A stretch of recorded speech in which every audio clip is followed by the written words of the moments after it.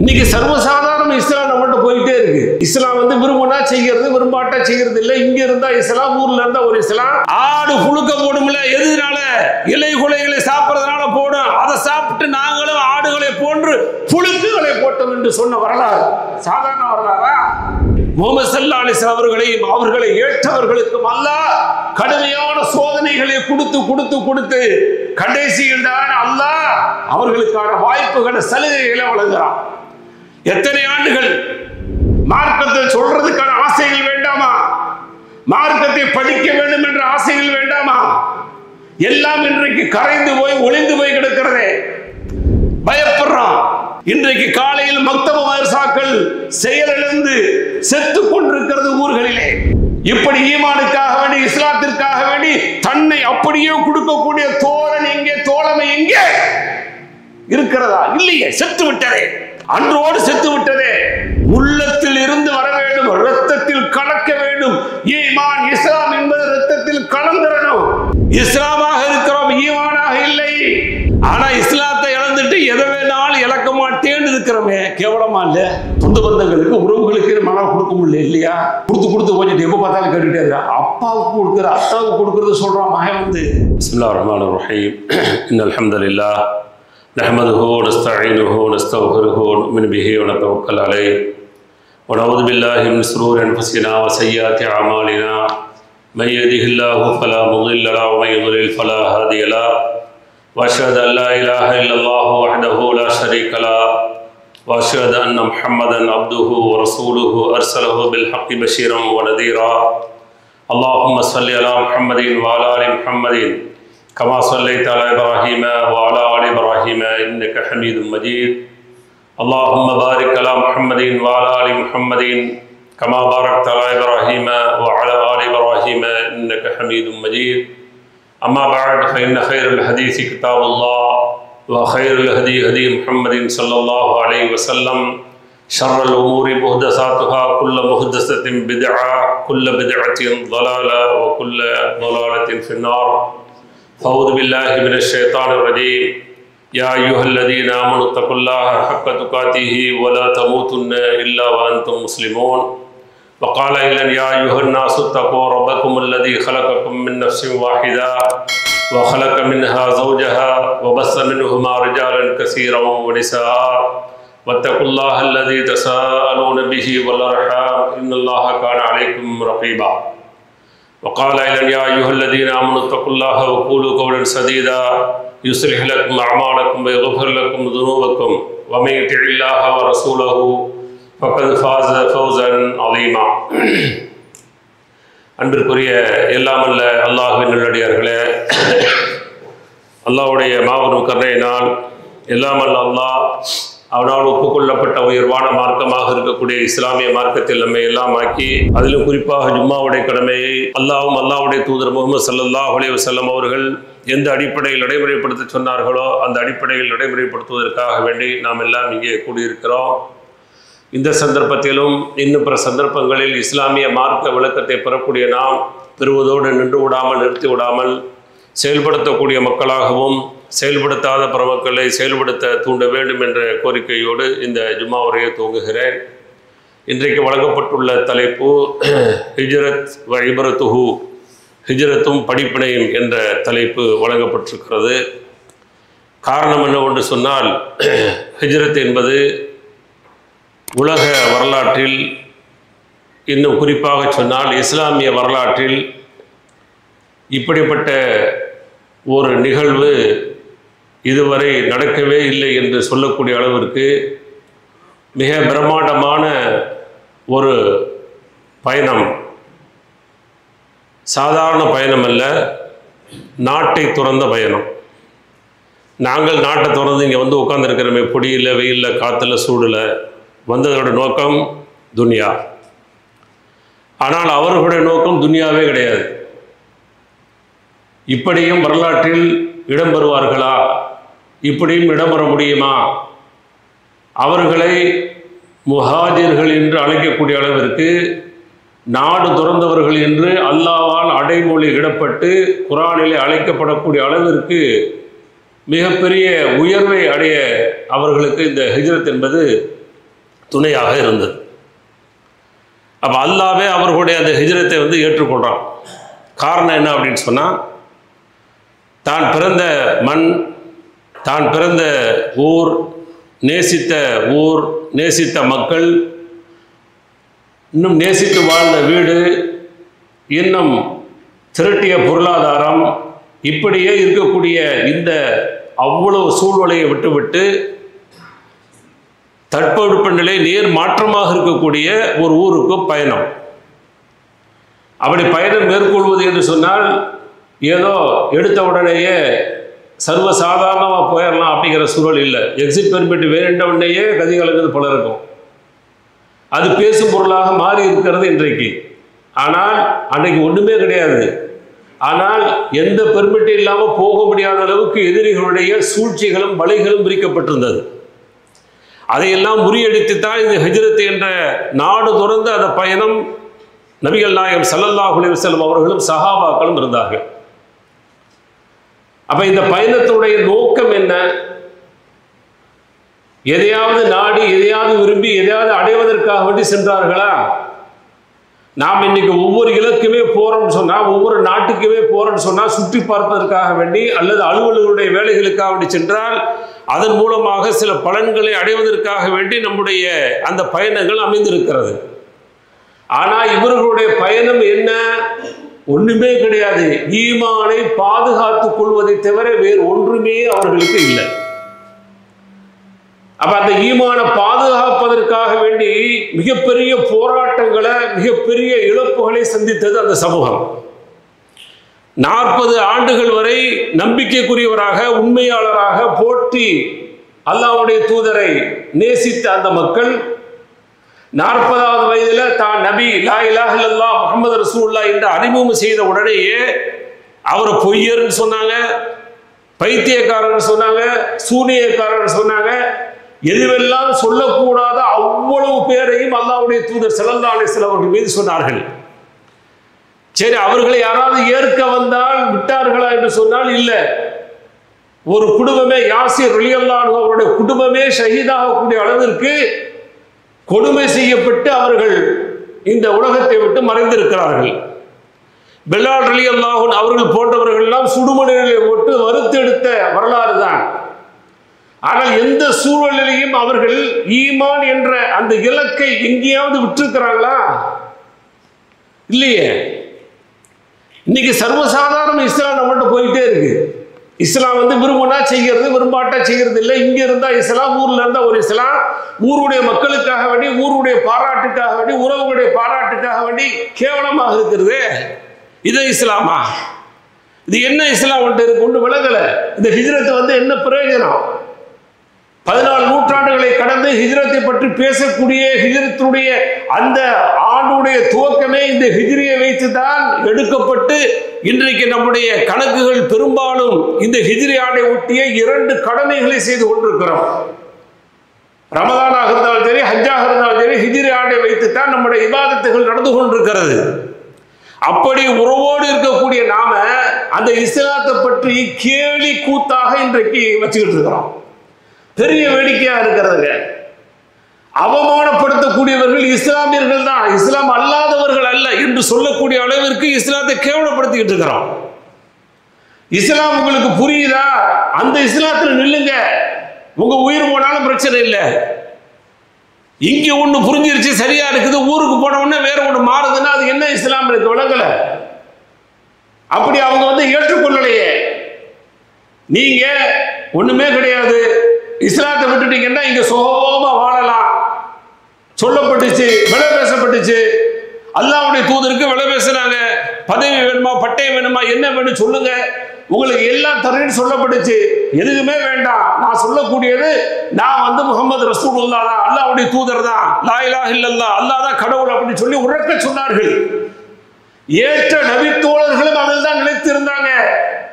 13 ஆண்டுகள் சொல்லனா துயர்கள், கடுமையான கஷ்டங்கள், ஊர் விலைக்கு வைக்கக்கூடிய சூழல். இன்னைக்கு ஊர் விலைக்கு வச்சிருக்கோம்னா பயப்படுறோம்.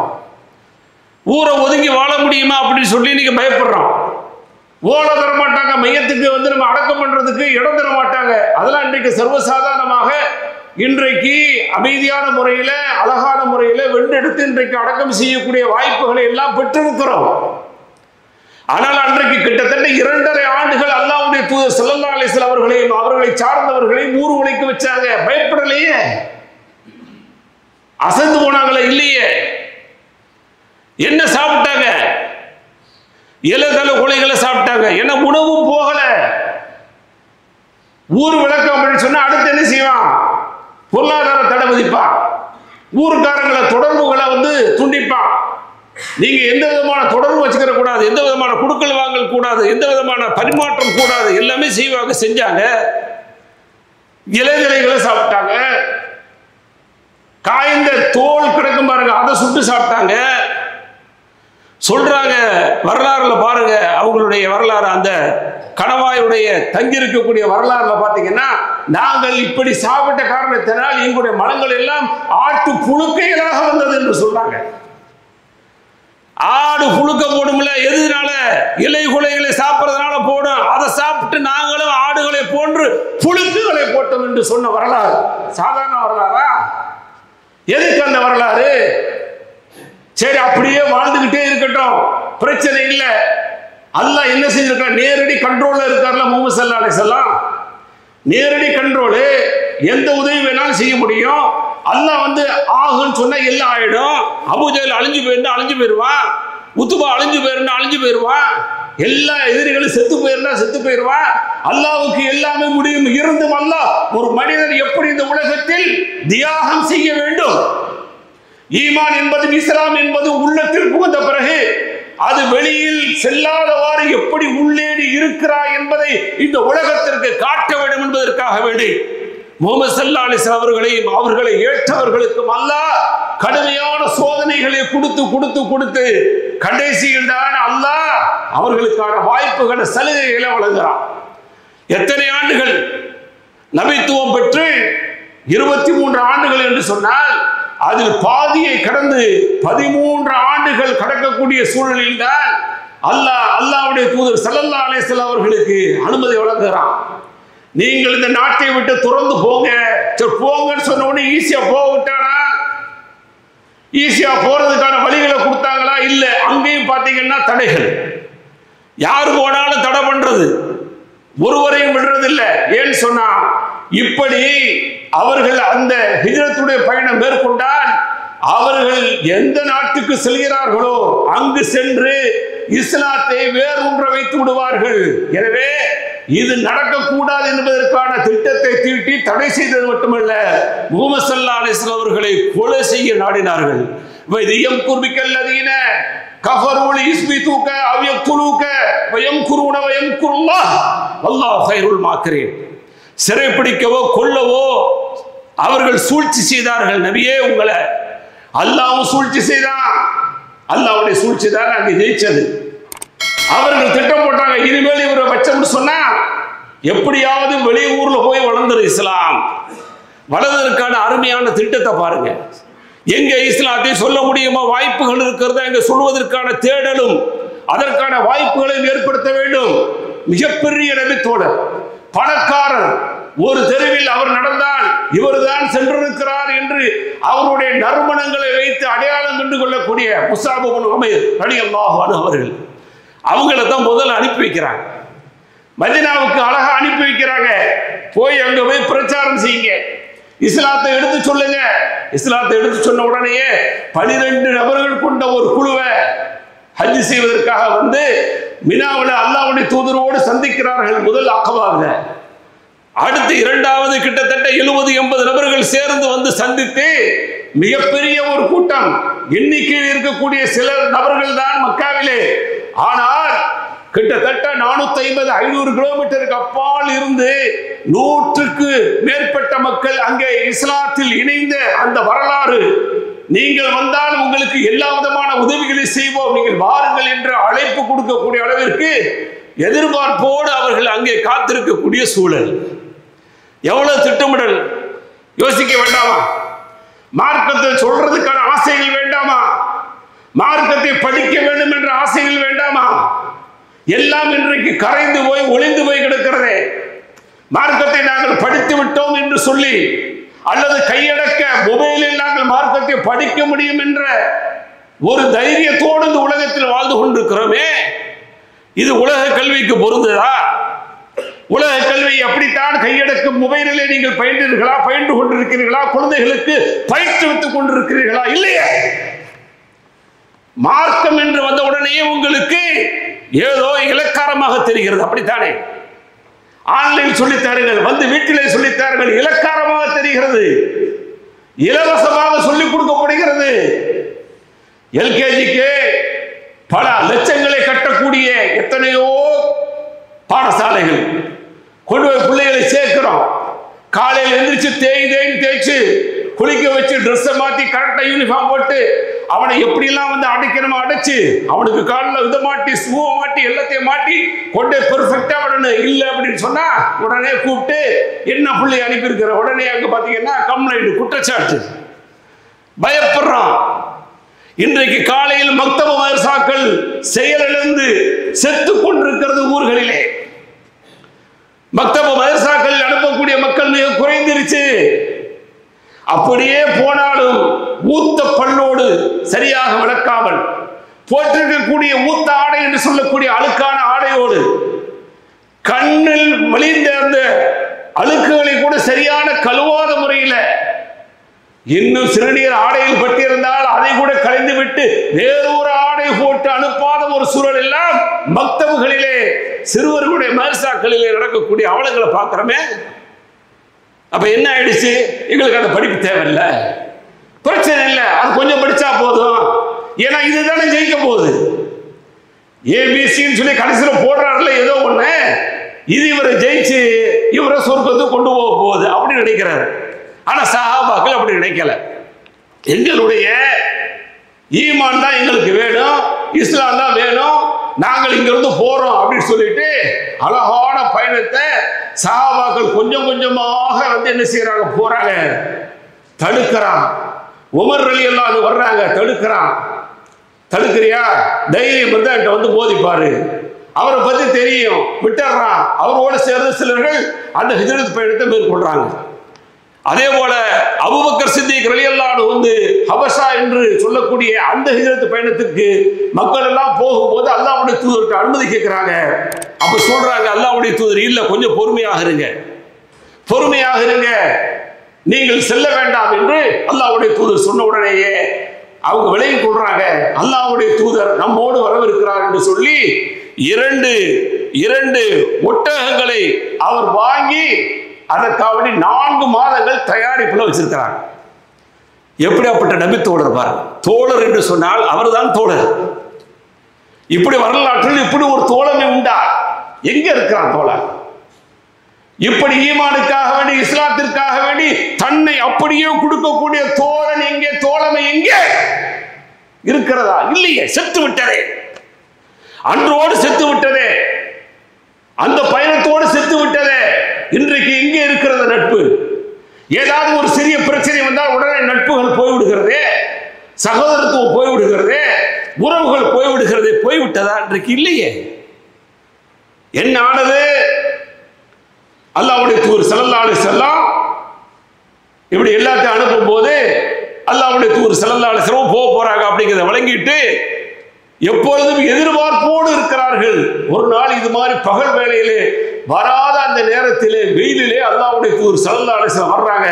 வருவதை பார்த்தவுடன் ஏதோ ஒன்று அல்லாஹ்வுடைய தூதர் ஸல்லல்லாஹு அலைஹி வஸல்லம் சொல்ல இருக்கிறார்கள் என்று புரிந்து கொண்டு அவர்களை வரவேற்ற உடனேயே அவர்களுடைய சொந்தங்கள் இருக்கிறது, உடனே சொல்றாங்க, அவங்களை வெளியே போய் சொல்லுங்க. இல்ல, அவங்க உங்களுடைய குடும்பம் தான். அப்ப அல்லாஹ்வுடைய தூதர் ஸல்லல்லாஹு அலைஹி வஸல்லம் உடனே சொல்றாங்க, நாம் இன்று பயணம் மேற்கொள்ள வேண்டும், ஹிஜ்ரத் பயணம். ரெடி ஆயாச்சு. சொல்றாங்க, உங்களுக்குன்னு சொல்லி ஒரு வாகனம் இருக்கு, அதுக்குள்ள நான் பைசாவை தந்துடுறேன் அப்படின்னு சொல்றாங்க. ஓகேன்னு சொல்லிட்டு அந்த வாகனத்துல இல்லாம நடந்து போறாங்க. ஏன்னா வாகனத்துல போகும்போது எதிரில் கண்டுபிடிச்சிரும் அப்படிங்கிறதுக்காக வேண்டி அவர்கள் பயணத்தை ரூட்டை மாத்தி போறாங்க. சவுர் என்ற குகை இருக்கக்கூடிய அந்த பகுதியில் போய் சவுருடைய குகையில வந்து தஞ்சம் புகுந்துடுறாங்க. கிட்டத்தட்ட 3 நாட்கள் அங்கே தங்கி இருக்கிறார்கள். எங்க ஒரு தலைவர், ஒரு இறை தூதர், இறுதி தூதர், அவருக்கு இவ்வளவு கஷ்டமாங்க? இன்னைக்கு சாதாரண நமக்கு ஏதாவது ஒரு கஷ்டம் வந்தவன என்னங்க இப்படி ஆகிப்போச்சு, என்ன ஆகிப்போச்சு, ஒண்ணும் இல்லையே, உலகத்தை விட்டு போறமே, இருக்கிறது போனா என்ன, இருந்தா என்ன, இதுதானே ஈமானுடைய இலக்கு, ஈமானுடைய லட்சியம் இதுதானுங்க. அப்ப என்ன ஆகிப்போச்சுங்க, அவ்வளவு பெரிய ஒரு மனிதர், எவ்வளவு பெரிய கஷ்டம், எதிரிகளுடைய சூழ்ச்சியை முறியடித்து இரவோடு இரவாக சென்று தன்னுடைய தோழரோடு, இந்த தோழர் இருக்கிறாரே எப்பயுமே காட்டி கொடுக்காத தோழர், எப்பொழுதுமே தனக்காக துணை நிற்பவர், தனக்காக உயிரையும் தியாகம் செய்பவர், பொருளையும் தியாகம் செய்பவர், குடும்பத்தையே தியாகம் செய்பவர். அதனாலதான் அவருடைய மகனார் அப்துல்லாஹ் இப்னு அபீ பக்கர் ரலியல்லாஹு அன்ஹு இரவுல என்ன செய்வாங்க, இவர்களுக்கான தேவைகளை கொண்டு வருவாங்க. சில சமயம் உளவு வேலை பார்த்தார்கள். மக்காவில் வாழக்கூடிய இந்த எதிரிகள் என்ன செய்கிறார்கள் என்ற செய்தியை எடுத்து கொண்டு வந்து அல்லாஹ்வுடைய தூதர்கிட்ட சொல்லிட்டு சஹருடைய நேரத்தில் வெளியில போயிடுவாங்க. அதே மாதிரி போகக்கூடிய அந்த சூழல்ல எப்படி திட்டம் போடுறாங்க பாருங்க. அவர் வந்த அந்த காலடி தடம் பதிந்து, எதிரிகள் இங்கே ஒரு காலடி தடம் பதிந்து போயிருக்கிறது என்று கண்டுகொள்வார்களோ என்னவோ என்பதற்காக வேண்டி ஒரு ஆடு மேய்க்கக்கூடிய ஒரு பையன், ஒரு ஆடை அவர்களுக்காக வேண்டி தயார் செய்து வச்சிருந்தாங்க அபூபக்கர் சித்திக் ரலியல்லாஹு அன்ஹு. அந்த பையன் என்ன செய்வார்னு சொன்னா, இரவு வேளையிலே வருவார், வந்து அவர்களுக்கு பாலை கொடுப்பார். கொடுத்து விட்டு இந்த அப்துல்லா இருக்கார் பாருங்க, இவர் போன உடனேயே அவருக்கு பின்னாடியே இந்த ஆடை ஓட்டி சென்று காலடி தடத்தை அழித்தார். சுப்ஹானல்லாஹ். புகாரில் 5807 அந்த செய்தியை பார்க்கலாம். 3 நாட்கள் அங்கே பதுங்கி இருக்கிறார்கள். எதிரிகள் வருகிறார்கள், போகிறார்கள். அங்கே எதிரிகளுடைய கண்கள் கட்டப்படுகிறது. இது அல்லாஹ்வுடைய வேலை. நான் இப்படி நிற்பேன், வர்றவருக்கு தெரியாம ஆக்கணும்னு அல்லாஹ் நினைச்சிட்டான்னு ஆக்குவான். எப்ப ஆக்குவானா, நான் அல்லாஹ்வுக்கு விருப்பமுடையவனாக இருந்தால் மட்டும் ஆக்குவான், இல்லைன்னா ஆக்க மாட்டான். வந்தாச்சு, நின்றாச்சு, உத்து பார்க்கிறாங்க. அந்த நேரத்தில் அபூபக்கர் சித்திக் ரலியல்லாஹு அன்ஹு அல்லாஹ்வுடைய தூதரை பார்த்து சொல்றாங்க, லவ் அன்ன அஹதுஹும் நலர தஹத கதமைஹி லஅப்ஸர்னா. அல்லாஹ்வுடைய தூதர் அவர்களே, அப்படியே கீழே குனிஞ்சு தங்களுடைய பாதத்தை பார்த்தால் நம்மளை பார்த்து விடுவார்கள். ஃபகால, அல்லாஹ்வுடைய தூதர் சொன்னார்கள், மா வன்னுக யா அபூபக்கர் பிஸ்னைனில்லாஹு சாலிசுஹுமா. அபூபக்கர் சித்திக் ரலியல்லாஹு அன்ஹு அவர்களை பார்த்து சொன்னாங்க, அபூபக்கர் அவர்களே, 2 பேர் இருக்கிற நினைக்கிற மாதிரி தெரிஞ்சு பேசுற மாதிரி தெரியுது. ஆனா ஈமானு உலக மக்களுடைய ஈமானை விட வெயிட்டா இருக்கக்கூடிய ஒரு நபர் அந்த இடத்துல சொன்ன வார்த்தை அல்லாஹ்வுடைய தூதருக்கு 2 பேர் இருக்கிற மாதிரி தெரிஞ்சவன என்ன, 2 பேர் தான் இருக்கிற நினைக்கிறீர்களா? அல்லாஹ் 3ஆவதாக நம்மோடு இருக்கிறான். எவ்வளவு பெரிய ஆறுதல், மருந்துங்க. ஒரு கணவனுக்கு பிரச்சனை வருகின்ற பொழுது மனைவி, மனைவிக்கு பிரச்சனை வருகின்ற பொழுது கணவன், குடும்பத்தில், நண்பர்களுக்கு மத்தியில், ஊருக்கு மத்தியில் எந்த பிரச்சனைகள் வந்தாலும் இப்படித்தான் தோடு கொடுக்க வேண்டும், ஆதரவு கொடுக்க வேண்டும், ஒருவரை ஒருவர் அணைத்து செல்ல வேண்டும். அது மட்டுமல்ல, இன்னும் என்ன சொன்னார்கள், இது ஹுமா ஃபில் கார், குகையில் இருக்கின்ற பொழுது இது யகூலு லி சாஹிபிஹி, தன்னுடைய தோழர் அபூபக்கர் அவர்களுக்கு அல்லாஹ்வுடைய தூதர் சொன்னார்கள், லா தஹ்சன் இன்னல்லாஹ் மஅனா, பயப்படாதீர்கள், அல்லாஹ் நம்மோடு இருக்கிறான் என்று சொன்னார்கள். சூரத்து தௌபால 40வது வசனமாக அல்லாஹ் பதிவு செய்யறான். 2 நபிமார்கள் இதே வாக்கியத்தை பயன்படுத்துறாங்க. குகையில் இருக்கின்ற பொழுது எதிரிகள் வந்து அழிக்கக்கூடிய சூழல், புரிந்து பார்த்தால் கண்டுகொள்ளக்கூடிய அளவு இருக்கின்ற பொழுது அல்லாஹ் நம்மோடு இருக்கிறான் என்ற அந்த தைரியமும் நம்பிக்கையும் உறுதியும் அந்த எதிரியுடைய கண்ணுக்கு விட்டாங்க மறைக்கப்பட்டு மிகப்பெரிய வெற்றியை கொடுக்கிறான் அல்லாஹ். அதே இந்த முஹர்ரம் மாசத்துல கடல்ல போய் நிக்கிறாங்க. திரும்பி பார்த்தால் ஃபிரௌனுடைய சேனையும் இன்னால முதரக்கூன் நெருங்கி விட்டார்கள். அவ்வளவுதான், தொலைஞ்சிட்டான் அப்படிங்கிற மாதிரி சொன்னார் நபி மூசா அலைஹிஸ்ஸலாம் அவர்கள், இன்ன மஅய ரப்பி சயஹ்தீன், நிச்சயமாக என் இறைவன் என்னோடு இருக்கிறான், வழிகாட்டுவான். அடிச்சாங்க, போயிட்டே இருந்தாங்க. கம்ப கொண்டுதான் அடிச்சாங்க, வேற ஒண்ணுமே செய்யல. அப்படியே பாதை விட்டது, போய்விட்டார்கள், தப்பித்து விட்டார்கள். இதைத்தான் அல்லாஹ்வின் மீது வைத்த நம்பிக்கைக்கான விலை. சில வேளைகளில் உதட்டுல சொல்லுவோம், அது ஜெயிக்க மாட்டான். அது நீங்க சொன்னாலும் சரி, நான் சொன்னாலும் சரி, உள்ளத்தில் இருந்து வர வேண்டும், ரத்தத்தில் கலக்க வேண்டும். ஈமான் இஸ்லாம் என்பது ரத்தத்தில் கலந்துடணும். அப்படி கலந்து வருகின்ற பொழுதுதான் நாம் அந்த இடத்துல ஜெயிக்க முடியும், அல்லாஹ்வுடைய உதவியை பெற முடியும்.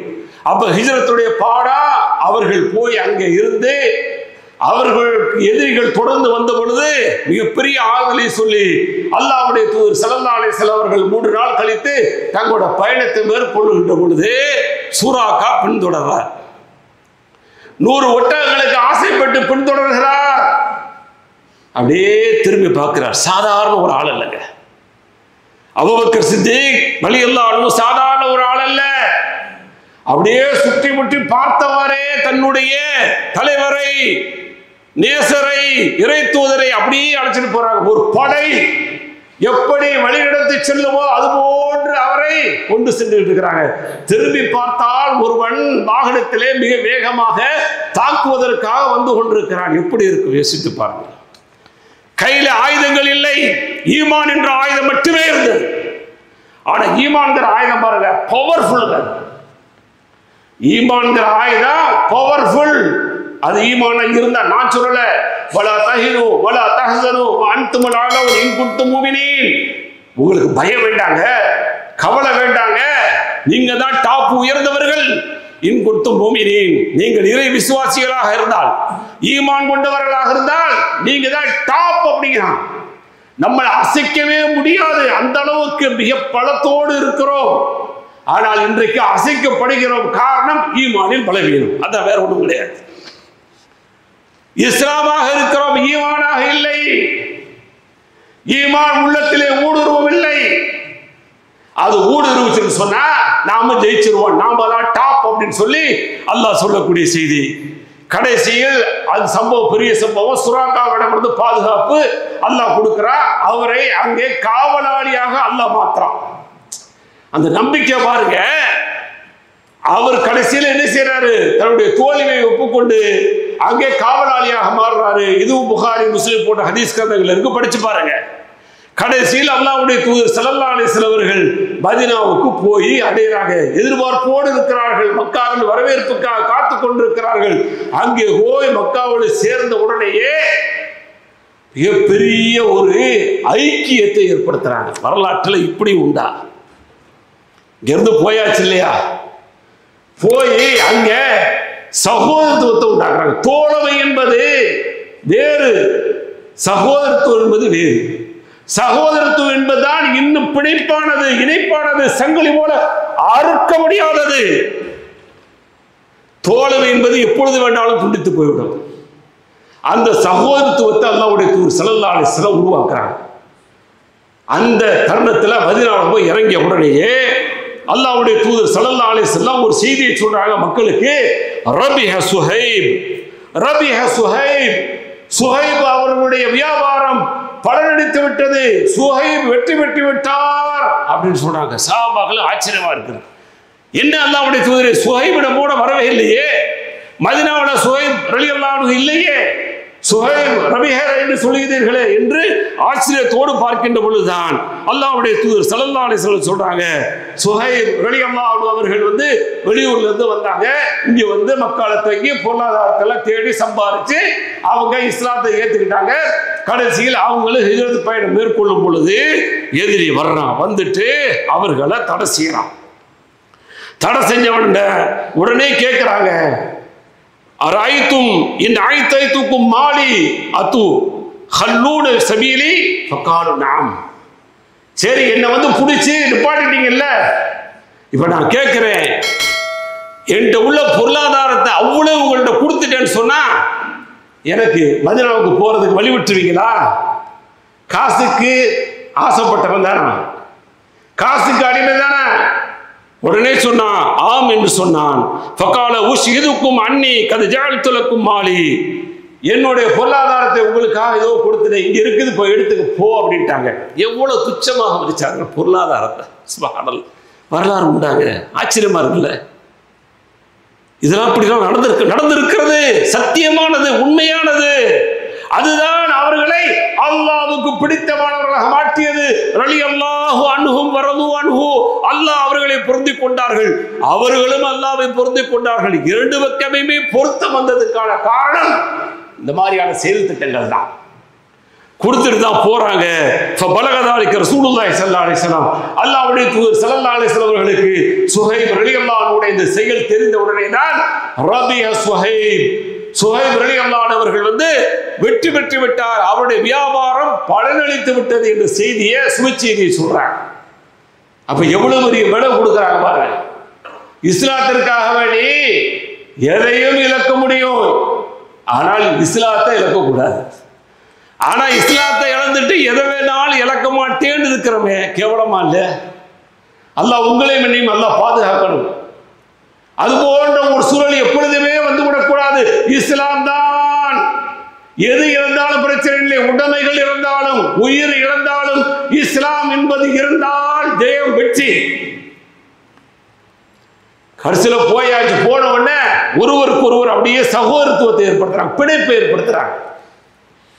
அந்த சகோதரத்துவத்தை குறித்து அல்லாஹ் திருமறை குர்ஆன்ல சொல்லும்போது, வல்லதீன தபவ்வவு தார வல் ஈமான மின் கப்லிஹிம் யுஹிப்பூன மன் ஹாஜர இலைஹிம், இதற்கு முன்னாடி இவர்கள் வந்தார்களே முஹாஜிர்கள், மதீனாவிலிருந்து அவங்க வருவதற்கு முன்னாடியே வீட்டை வைத்து ஈமான் கொண்டு அவர்கள் ஹிஜ்ரத் செஞ்சு வரக்கூடிய மக்களை ஆசையோடு எதிர்பார்த்து பிரியப்படக்கூடியவர்களாக இந்த அன்சார்கள் இருந்தார்கள் என்று அல்லாஹ் சொல்லி காட்டுறான். வலா யஜிதுன ஃபீ சுதூரிஹிம் ஹாஜதம் மிம்மா ஊது, அவர்களுக்கு கொடுத்ததிலிருந்து எதையுமே அவர்கள் தேவை உடையவர்களாக. இன்னைக்கு சமயத்தில் கொடுத்தா டேக் இட் பாலிசி மாதிரி கொடுத்துட்டு எதிர்பார்க்கிறான், நான் இவ்வளவு செஞ்சிருக்கிறேன் கண்டுக்கிறாம போறேன் சொல்றான் இல்லையா, மதிக்காம போறான் சொல்றான் இல்லையா, என்று கேட்காம போறான் சொல்றான் இல்லையா. ஆனா அல்லாஹ் சொல்றான், அப்படி இல்லப்பா, அவங்க கொடுத்ததற்கான பிரதிபலன் எதுவுமே எதிர்பார்க்கல, சரி கொடுத்தார்களே, அவர்கள் எப்படியாப்பட்ட மனநிலையில் இருந்தார்கள். அவர்களை பற்றி அல்லாஹ் சொல்கின்ற பொழுது, வயூசிரூன அலா அன்ஃபுஸிஹிம் வலவ் கான பிஹிம் ஹஸாஸா, தங்களுக்கு தேவை இருந்தது, ஆனால் தன்னை நாடி வந்த தன்னுடைய அந்த சகோதரனுக்காக வேண்டி அப்படியே ஈண்டு கொடுத்தார்கள் என்று அல்லாஹ் சூரத் ஹஷ்ர்ல 9வது வசனமாக அல்லாஹ் பதிவு செய்யறான். அந்த அளவிற்கு அவர்கள் கொடுத்தார்கள். எப்படிலாம் கொடுக்குறாங்க? ஒரு சிறிய வரலாறாக அப்துல் ரஹ்மான் பின் அவுஃப் ரலியல்லாஹு அன்ஹு அவங்களுடைய வரலாற்றில் பார்க்குறோம். அப்துல் ரஹ்மான் பின் அவுஃப் ரலியல்லாஹு அன்ஹு அவங்க மதீனாவுக்கு வந்த பொழுது, ஆஹா ரசூலுல்லாஹி ஸல்லல்லாஹு அலைஹி வஸல்லம் பைனி வ பைன ஸஅத் பின் ரபி ரலியல்லாஹு அன்ஹு அவர்களோடு சகோதரத்துவத்தை ஏற்படுத்துற உடனே ஃபகாலனி ஸஅத் ரலியல்லாஹு அன்ஹு சொல்றாங்க, இன்னி அக்ஸருல் அன்சாரி மாலன் ஃபஉக்ஸிமு லக நிஸ்ஃப மாலி வலி இம்ரத்தானி ஃபன்துர் அஜபஹுமா இலைக ஃபஸம்மிஹா லி உதல்லிகுஹா ஃபஇதன் கலத் இத்ததுஹா ஃபதஸவ்வஜ்ஹா. சொல்றாங்க, அன்சாரிகளிலேயே நான் பெரிய பொருளாதாரம் உள்ளவனா இருக்கிறேன், நீங்க விரும்புறீங்கன்னு சொன்னா என்னுடைய பொருளாதாரத்தில் பாதி தர்றேன். அல்லாஹ் அக்பர். என்னங்க என்னது, என்ன சமூகங்கிறது? இன்னைக்கு என்ன சொல்றது தெரியல. சொந்த பந்தங்களுக்கு உறவுகளுக்கு மனம் கொடுக்க முடியல இல்லையா? கொடுத்து கொஞ்சம் எப்போ பார்த்தாலும் கேட்டுக்கிட்டே இருக்கா. அப்பாவுக்கு கொடுக்குற அத்தாவுக்கு கொடுக்குறது சொல்றான் மகன் எப்போ பார்த்தாலும் கேட்டுக்கிட்டே இருக்காரு அப்படிங்கிறான். அண்ணனை சொல்றான் கேட்டுக்கிட்டே இருக்காரு, அக்கா கேட்டுக்கிட்டே இருக்காங்க, கேட்க தைச்சிவாங்க, இருந்தா கேட்க தைச்சிவாங்க, கொடுங்க, என்ன செய்ய போறீங்க? இவர் யாரு? பிளட் ரிலேஷனா இல்லையா? ஈமான் ரிலேஷன் தானங்க. அந்த உடனேயே அவர் சொல்றாரு, பாதி பொருள் வேணுமா, பாதி எடுத்துக்கங்க. 2 மனைவி இருக்காங்க, எந்த மனைவி பார்த்துட்டு பேர் சொல்லுங்க, இந்த மனைவி தான் சொல்லுங்க, நான் தலாக்கு விடுறேன், தலாக்கு இந்தாவுடைய காலம் முடிஞ்ச பிறகு அவங்கள நீங்க கல்யாணம் பண்ணி கொடுங்க. உண்டுமாங்க, பொய் இல்லைங்க, சரியான வரலாறு புகாரில் வரக்கூடிய வரலாறு. உடனே அப்துல் ரஹ்மான் பின் அவுஃப் ரலியல்லாஹு சொன்னாங்க, பாரக்கல்லாஹு லக ஃபீ அஹ்லிக வ மாலிக் லா ஹாஜத லி ஃபீ தாலிக். அவர் எப்படியாப்பட்ட ஒரு பாருங்க. இன்னைக்கு உதவி கேட்குறாங்கல்ல, கொடுத்தா எனக்கு உதவி வந்து விட்டது போதும் அப்படின்னு சொல்றது, அப்படியே இப்படி வாங்கிட்டே இருக்கு. இப்படியாப்பட்ட கூட்டங்களே பார்த்துட்டு தானே இருக்கிறான். இப்போ இவருக்கு ஈஸியாக என்ன செய்யுது, அப்படியே தூக்கி கொடுக்குற மாதிரி இருக்குல்ல. உடனே சொன்னாங்க, அல்லாஹ் உங்களுடைய பொருளாதாரத்திலும் உங்களுடைய குடும்பத்திலும் அல்லாஹ் பரக்கத் செய்யட்டும். உங்களுடைய இந்த பொருளாதாரமோ அல்லது நீங்கள் சொல்லக்கூடிய அந்த மனைவியே எனக்கு தேவையில்லை. ஹல் மின் சூக்கின் ஃபீஹி திஜாரா, இங்கே வியாபாரம் நடக்கக்கூடிய கடை தெரு இருக்கிறதா? கால சால் சொன்னாங்க, சூக்கு கைனுக்கா, கைனுக்கா என்று கூடக்கூடிய அந்த கடை தெரு இருக்கிறது அப்படின்னா மறுநாள் அப்துல் ரஹ்மான் அங்கே செல்றாங்க. சென்று அவர் மிகப்பெரிய வணிகராக மாறினார் என்ற வரலாற்று செய்தியை பார்க்கலாம். அப்ப எந்த அளவுக்கு அங்க அந்த நட்பை ஏற்படுத்துறாங்க, சகோதரத்துவம் என்பது மிக தெளிவாகவே இருந்தார்கள். அதனால அல்லாஹ் அவர்களே அன்சார் அப்படின்னு சொல்றாங்க. ஒரு பக்கம் இவர்கள் ஹிஜ்ரத் செய்யறாங்க, எல்லாத்தையும் துறந்து தூக்கி எறிஞ்சிட்டு போயிட்டாங்க. அங்க போன உடனேயே உதவி செய்யக்கூடியவர்களாக இருந்தார்கள் என்று அல்லாஹ் சொல்லக்கூடிய அந்த வாய்ப்புகளை சொல்றான்னு சொன்னா, ஹிஜ்ரத்துடைய பாடங்கள் எவ்வளவு பெரிய பாடங்கள் நமக்கு தந்து கொண்டிருக்கிறது. ஆனால் அந்த பாடத்தையும் படிப்பனையும் பெற்று நாம் எப்படி இஸ்லாத்தில் இருந்து கொண்டிருக்கிறோம், அல்லது இஸ்லாத்தை எப்படி எங்கெல்லாம் இழக்கிறோம், எங்கெல்லாம் இஸ்லாத்துக்கு அப்பாற்பட்ட வாழ்க்கையை வாழ்ந்து கொண்டிருக்கிறோம் என்பதை இந்த நேரத்தில் நீங்களும் நானும் சுய பரிசோதனை செய்து உண்மையான முஸ்லிம்களாக, உண்மையான இறையடியாராக, அல்லாஹ் விரும்பக்கூடிய அந்த நேசராக வாழ்ந்து மரணிக்கக்கூடிய வாய்ப்பை எல்லாம் அல்லாஹ் தந்தரல வேண்டும் என்ற பிரார்த்தனையோடு வாஹிதாவானா அல்ஹம்துலில்லாஹி ரப்பில் ஆலமீன். பிஸ்மில்லாஹிர் ரஹ்மானிர் ரஹீம். வஸ்ஸலாத்து வஸ்ஸலாமு அலா அஷ்ரஃபில் அன்பியா வல் முர்ஸலீன் நபினா முஹம்மதின் வ ஆலிஹி வ அஸ்ஹாபிஹி அஜ்மஈன். அம்மா பஅத். அன்பார்ந்த சகோதரர்களே,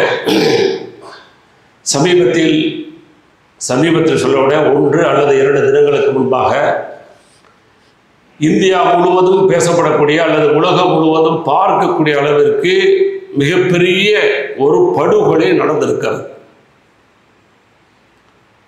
இந்த படுகொலை செய்தவர் ஏதோ ஒரு சாதாரண ஆள் இல்லை. வேலையே பயிர மேய்துன்னு சொல்லுவாங்க இல்லையா? அப்ப வேலையே என்ன செஞ்சிருக்கு? பயிரை மேய்ஞ்சிருக்கு. வெளியே பயிர மேயுமா அப்படின்னா மேய்ஞ்சிருக்கு. அதுக்கு தான் அப்படிப்பட்ட பழமொழியெல்லாம் கண்டுபிடிச்சி வச்சிருக்காங்க. அல்லது பழமொழிக்கு வேறு அர்த்தமாகிறது தெரியல. அப்ப உலகத்தில் பொறுத்த வரைக்கும் திருடர்கள் இருப்பாங்களா? இருப்பாங்க. கெட்டவர்கள் இருப்பாங்களா? இருப்பாங்க. நல்லவங்க இருப்பாங்களா? இருப்பாங்க. அப்ப ஒரு கெட்டவர்களாக இருந்தாலும் அவர்களை எப்படி சரி செய்யணும் அப்படிங்கிற எல்லா மரபுகளையும் அந்தந்த துறையை சார்ந்தவர்கள் மிக சரியான முறையில் தெரிஞ்சு அதை என்ன செய்யணும்? சரியான முறையில் நடைமுறைப்படுத்தணும். அப்ப இன்றைக்கு என்ன இல்லை, அந்த நடந்த படுகொலை ஒரு காட்டு மிராண்டி கூட இப்படி செய்வானா, ஒரு நாய் கூட இப்படி கொதருமாங்கிறது தெரியல. அதுக்கு எங்க தேவையோ அங்கங்க பிச்சை எடுத்து சாப்பிட்டு போட்டு போயிடும். அப்படிதான் நினைக்கிறேன். 26 அடிங்கிறான் அல்லது 46 இடத்துல அடி, பயங்கரமான அடி. அடினாலும் அவ்வளவு பெரிய அடி. எவ்வளவு பெரிய அடி? அடிச்ச அடியில உயிரே போயிடுச்சு. அவனுக்கு உள்ள இருக்குதா என்னடே எனக்கு தெரியலங்க. அவனுக்கு உள்ள இருக்கா? அவனுக்குன்னு ஒரு மனசு இருக்கா? அல்ல அவன் மனுஷ இனத்துல உள்ளவனா? அல்லது மிருகம் இன்னொரு உயிரினத்தை சாப்பிடும். சிங்கம், புலி, கரடி மாதிரிலாம் இருக்குல்ல, அதெல்லாம் அப்புறம் உயிரை அடிச்சுதான் சாப்பிடும். அது மாதிரி உள்ள குளத்துல வந்துட்டானா அப்படிங்கிற அளவுக்கு பல சந்தேகங்கள். அப்ப ஒரு குற்றச்சாட்டு அவர் மேல சொல்லப்பட்டிருக்கு. அப்ப குற்றச்சாட்டை விசாரிக்கிறதுக்கான அழகான நடைமுறை இருக்கு இல்லையா? அந்த நடைமுறையை கடைபிடிக்கிறாங்கன்னா இல்லை. எல்லாருமே பயப்படக்கூடிய ஒரு சின்ன அளவுல குடிச்சிட்டு போனா கூட பெரிய அளவுல தண்டிக்கப்படக்கூடிய சூழல் இருக்கு. கிட்டத்தட்ட இந்த ஆட்சியில மட்டும் 24 படுகொலைகள் இந்த லாக்அப் என்று சொல்லக்கூடிய இந்த ஜெயிலில் நடந்திருக்குது அப்படிங்கிறத பதிவு பண்றாங்க. இது ஏன் நடக்குது? ஒண்ணு நடந்துச்சுலங்க, 23 நடக்காம இருக்கணும்னு சொன்னா சட்டம் இருக்கு பாருங்க. அந்த சட்டம் ஒரு குப்பை சட்டம். அந்த சட்டம் இருக்கு பாருங்க, உனக்கு அங்க யாரெல்லாம் வாய்ப்புகள் இருக்கோ, வசதி இருக்கோ, தப்பிச்சு போகக்கூடிய சட்டம். இது மனித சட்டம். ஆனா இறை சட்டம் இருக்கு பாத்தீங்களா? இந்த சட்டம் யாரையுமே தப்பிக்க விடாது. யாரையுமே தப்பிக்க, எந்த ஒரு குற்றவாளியாக இருந்தாலும் சரி, குற்றம் நிரூபிக்கப்பட்டால் அதற்கான தண்டனையை மிக தெளிவாக கொடுக்கக்கூடிய ஒரு சட்டம் தான் இறை சட்டம். இந்த இறை சட்டத்தில் யாருமே விளையாட முடியாத அளவுக்கு ஒரு இறை சட்டத்தை அல்லாஹ் உருவாக்கினா அல்லாஹ்வுடைய தூதரும் அதை பாதுகாத்துட்டு போனாங்க. அதனாலதான் உயர்ந்த குலத்தை சார்ந்த ஃபாத்திமா திருடிட்டாங்க, அவங்களுக்கு பரிந்துரை செய்யறேன், கைவிட்டாம வேற ஏதாவது தண்டனை கொடுங்கன்னு சொன்ன உடனே கோபம் குப்பளிக்குது. பொறுமையின் சிகரம் ரஹ்மத்துல் ஆலமீன் கோபம் வெடித்து சொல்றாங்க, அல்லாஹ்வுடைய சட்டத்தில் விளையாடுறீங்களா? என் மகள் ஃபாத்திமா திருடி இருந்தாலும் கையை வெட்டுவேன். எங்க இருக்கு சட்டம்? சரி, அந்த 23க்கு முன்னாடி ஒன்று நடந்துச்சு பாத்தீங்களா? அங்க புடிச்ச உடனே என்ன செஞ்சிருக்கணும்? அல்லாஹ் சொல்றான், அன் நஃப்ஸ பின் நஃப்ஸ் வல் ஐன பில் ஐன் வல் அன்ஃப பில் அன்ஃப் வல் உதுன பில் உதுன் வஸ்ஸின் பிஸ்ஸின் வல் ஜுரூஹ பில் கிஸாஸ். எவ்வளவு அழகா சொன்னான். அடுக்குமொழியில் நல்லா பேசுறான். ஒரு உயிரை பறிச்சுட்டா அவன் உயிரை பறி, ஒரு கண்ணை பறிச்சுட்டா அவன் கண்ணை நோண்டு, அவன் ஒரு மூக்க உடைச்சா அவன் மூக்க நோண்டு, காதை அறுத்தானக்கு காதை அறு, நகைக்கா காதை அறுத்தான கன்ஃபார்ம் ஆயிடுச்சா அவனை கூப்பிட்டு காதை அறு. அடுத்து எவனா செய்வான்? அறுப்பானா? அறுப்பானா கேட்கிறேன். இது கண்ணு கொண்டு வந்து நிற்காது. அல்லாஹ் கொடுக்குற சட்டம் தான். காயப்படுத்திட்டானா அந்த காயத்துக்கு தகுந்த மாதிரி தண்டனை கொடு. எதையுமே எல்லாம் மீறிடாத அப்படிங்கிறாங்களா? அதுக்கு பின்னாடி மன்னிச்சு வர்றதுங்கிறது வேற. ஆனால் தண்டிக்கப்படக்கூடியவர்கள் சரியான முறையில் தண்டிக்கப்பட்டால், அது இஸ்லாமிய சட்டம் அங்கே நடைமுறைப்படுத்தப்பட்டால் 23 படுகொலைகள் தடுக்கப்பட்டிருக்கும். இந்த நாளில் தான், அதுக்கு முன்னாடி நடந்ததை பற்றி நம்ம பேசல. இந்த நாளில் வந்து ரிப்போர்ட்டு பேசப்பட்டுக்கிட்டு இருக்கு, பத்திரிகை வந்து செய்தி அடிப்படையில் பேசுறேன். அப்ப இறை சட்டம் அப்படிங்கிறது எக்காலத்துக்கும் பொருந்துமல்ல, எல்லா மனிதர்களுக்கும் பொருந்தும். குற்றவாளிகள் தப்பிக்க மாட்டாங்க மட்டுமல்ல, குற்றவாளிகள் பயந்து இனிமேல் குற்றத்தை செய்ய மாட்டாங்க. அப்படி செய்ய போகும்போதே அவருக்கு பயமாயிடும். இப்படி போய் திருடுறாங்க, திருடிட்டு இந்த கையை கொண்டு இந்த பணத்தை இந்த நகையை நான் செலவழிக்க முடியாது, கை போயிடுவேன் அப்படின்டா அப்படியே வச்சுட்டு ஓடி வருவான். சிசிடிவி பார்த்தவொன்னு ஓடி வர்றான்ல, ஒண்ணுமுள்ள ஒரு கேமராவை பார்த்தவொன்னு ஓடி வர்றான்னாங்க. அப்ப இவன் என்ன செய்யறான்? அந்த கையை கொண்டே வச்ச உடனேயே இந்த கையை காணாம போயிடும். ஒரு கத்தி எடுத்து குத்த போகும்போது இந்த உயிர் காணாம போயிடும் அப்படின்னா என்ன செய்யறான்? கத்தி கீழே போட்டுருவான்ல. இதுதான் இறை சட்டம் தரக்கூடிய பாடம். அது இல்லாதனால இப்படி மரணம் இல்லை, ஏகப்பட்ட மரணம். இன்னைக்கு உலகம் முழுவதும் பார்த்தீங்கன்னு சொன்னா கொலைகள் என்பது சர்வசாதாரணம் ஆயிடுச்சு. நாடுகளில் கொண்டு போய் என்ன செய்யறது? குப்பையை அள்ளி கொட்டுற மாதிரி, அல்லது தண்ணியில இருந்து லாரியில இருந்து தண்ணியை திறந்து விடுற மாதிரி கொண்டு போய் குண்டுகளை அப்படியே கொட்டி கொட்டி குத்து குத்தா மூத்தாக்குறது, சாவடிக்கிறது சர்வசாதாரணமா போயிடுச்சு. அப்ப அதெல்லாம் பார்த்தவங்க என்ன செய்யறாங்க? இப்படி கொள்றது வந்து தப்பு இல்லைங்கிற மாதிரி போயிட்டு இருக்காங்க. ஆனால் சட்டங்கள் கடுமையாக ஆக்கப்பட்டால் அப்பதான் அந்த தவறுகள் கண்டிப்பாக நீங்க வாய்ப்பு இருக்கு. இல்லைன்னு சொன்னா என்னதான் சட்டம் போட்டாலும் சரி, இவங்க ஆட்சியில் வந்து நீங்க நீக்கிட்டாலும் சரி, இன்னொருத்தர் ஆட்சிக்கு வந்தா அவருடைய காலத்தை மட்டும் சரியா போயிருமான்னு சொன்னா அங்கே வரும்போது இதே மாதிரி எல்லாம் இருக்காது. ஏன்னு சொன்னா அப்படி செய்யக்கூடிய தைரியமும் துணிச்சலும் நம்முடைய ஆட்சியாளர்கள் நமக்கு அரணாக இருக்கிறார்கள் என்ற ஒரு வரட்டு தைரியம் அல்லது குருட்டு தைரியம் அல்லது வீரியமான தைரியம், ஏதோ ஒரு தைரியம். அதனால்தான் அவங்களை இப்படி செய்ய சொல்லுது. இல்லைன்னு செய்ய மாட்டாங்க. எங்க ஒரு 10 பவுன் நகை பிளஸ் ஒரு உயிரிடா, 10 பவுன் நகை வந்து ரைட் பெருசா தெரியுது, 5 பேத்துக்கு பெருசா தெரிஞ்சிருக்கு, ஆச்சரியமா இல்லது உயிர் வந்து. ஆனா குர்ஆன் என்ன சொல்றது? உயிரை வாழ வச்சனா உலக மக்களையே வாழ வச்சது போல. ஒரு உயிர் தான் வாழ வைக்கிற, ஆனா உலக மக்களை வாழ வச்சது இஸ்லாம் சொல்லக்கூடிய சட்டத்தை பார்த்தீங்களா?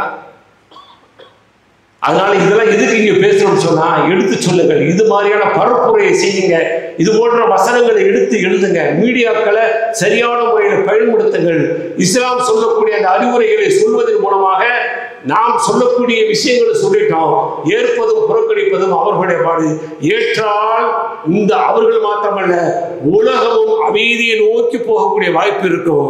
ஏற்கவில்லை என்று சொன்னால் இது போன்ற அவலங்களை உலகம் சந்திக்கும், ஊர் சந்திக்கும், நாடு சந்திக்கும், குடும்பங்கள் சந்திக்கும் என்பதில் எந்த விதமான மாற்று கருத்தும் இல்லை. அல்லாஹ் இது போன்ற சூழலிலிருந்து நம் யாவரையும் பாதுகாப்பானாக. வாஹிர் தஅவானா அல்ஹம்துலில்லாஹி ரப்பில் ஆலமீன். அஸ்ஸலாமு அலைக்கும் வரஹ்மத்துல்லாஹி வபரகாத்துஹு.